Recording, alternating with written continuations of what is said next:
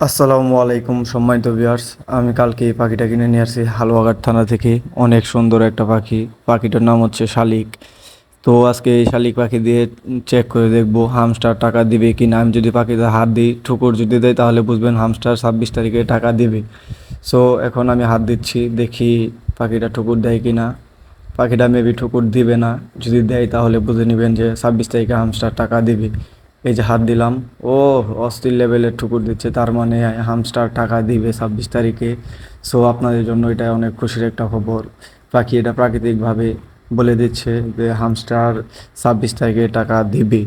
So আপনারা বুঝতেই পারছেন, হামস্টার 26 তারিখে টাকা দিয়ে দিবে। পাখিটা অনেক সুন্দর একটা পাখি। আমার পাখি বলে দিল হামস্টার টাকা দিবে কি না।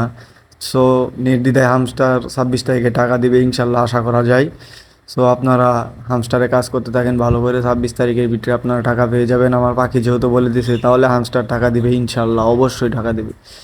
সো আমি একবার না দুইবার না তিনবার করে চেক করেছি, হামস্টার টাকা দিবে। আমার পাখি টুকুর দিয়েছে, তার মানে হামস্টার সত্যি সত্যি টাকা দিবে। পাখিটা ওই দেখেন কি রাগি বলতেছে, ওই যে দেখেন হামস্টার টাকা দিবে বলতেছে, আহ হা হা।